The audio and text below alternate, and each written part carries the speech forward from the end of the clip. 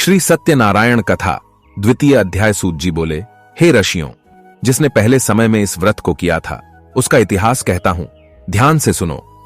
सुंदर काशीपुरी नगरी में एक अत्यंत निर्धन ब्राह्मण रहता था। भूख प्यास से परेशान वह धरती पर घूमता रहता था। ब्राह्मणों से प्रेम करने वाले भगवान ने एक दिन ब्राह्मण का वेश धारण कर उसके पास जाकर पूछा, हे विप्र, नित्य दुखी होकर तुम पृथ्वी पर क्यों घूमते हो? दीन ब्राह्मण बोला, मैं निर्धन ब्राह्मण हूं, भिक्षा के लिए धरती पर घूमता हूं। हे भगवान, यदि आप इसका कोई उपाय जानते हो तो बताइए। वृद्ध ब्राह्मण कहता है कि सत्यनारायण भगवान मनोवांछित फल देने वाले हैं, इसलिए तुम उनका पूजन करो। इसे करने से मनुष्य सभी दुखों से मुक्त हो जाता है।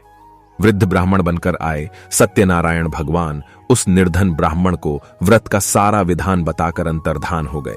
ब्राह्मण मन ही मन सोचने लगा कि जिस व्रत को वृद्ध ब्राह्मण करने को कह गया है, मैं उसे जरूर करूंगा।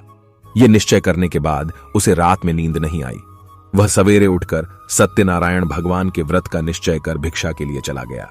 उस दिन निर्धन ब्राह्मण को भिक्षा में बहुत धन मिला, जिससे उसने बंधु बांधवों के साथ मिलकर श्री सत्यनारायण भगवान का व्रत संपन्न किया। भगवान सत्यनारायण का व्रत संपन्न करने के बाद वह निर्धन ब्राह्मण सभी दुखों से छूट गया और अनेक प्रकार की संपत्तियों से युक्त हो गया। उसी समय से यह ब्राह्मण हर माह इस व्रत को करने लगा। इस तरह से सत्यनारायण भगवान के व्रत को जो मनुष्य करेगा वह सभी प्रकार के पापों से छूटकर मोक्ष को प्राप्त होगा। जो मनुष्य इस व्रत को करेगा वह भी सभी दुखों से मुक्त हो जाएगा। सूत जी बोले कि इस तरह से नारद जी से नारायण जी का कहा हुआ श्री सत्यनारायण व्रत को मैंने तुमसे कहा। हे विप्रो, मैं अब और क्या कहूं? ऋषि बोले, हे मुनिवर, संसार में उस विप्र से सुनकर और किस किस ने इस व्रत को किया, हम सब इस बात को सुनना चाहते हैं। इसके लिए हमारे मन में श्रद्धा का भाव है। सूत जी बोले, हे मुनियों, जिसने इस व्रत को किया है वह सब सुनो। एक समय वही विप्रधन व ऐश्वर्य के अनुसार अपने बंधु बांधवों के साथ इस व्रत को करने को तैयार हुआ। उसी समय एक लकड़ी बेचने वाला बूढ़ा आदमी आया और लकड़ियां बाहर रखकर अंदर ब्राह्मण के घर में गया।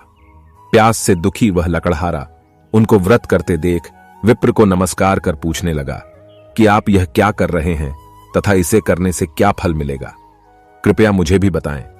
ब्राह्मण ने कहा कि सब मनोकामनाओं को पूरा करने वाला यह सत्यनारायण भगवान का व्रत है। इनकी कृपा से ही मेरे घर में धन धान्य आदि की वृद्धि हुई है। विप्र से सत्यनारायण व्रत के बारे में जानकर लकड़हारा बहुत प्रसन्न हुआ। चरणामृत लेकर वह प्रसाद खाने के बाद वह अपने घर गया। लकड़हारे ने अपने मन में संकल्प किया कि आज लकड़ी बेचने से जो धन मिलेगा उसी से श्री सत्यनारायण भगवान का उत्तम व्रत करूंगा।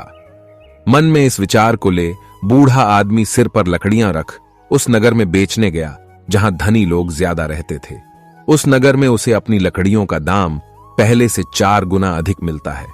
बूढ़ा प्रसन्नता के साथ दाम लेकर केले, शक्कर, घी, दूध, दही और गेहूं का आटा ले और सत्यनारायण भगवान के व्रत की अन्य सामग्रियां लेकर अपने घर गया। वहां उसने अपने बंधु बांधवों को बुलाकर विधि विधान से सत्यनारायण भगवान का पूजन और व्रत किया। इस व्रत के प्रभाव से वह बूढ़ा लकड़हारा धनपुत्र आदि से युक्त होकर संसार के समस्त सुख भोग अंतकाल में बैकुंठ धाम चला गया। विद्याये इति श्री सत्यनारायण व्रत कथा का द्वितीय अध्याय संपूर्ण।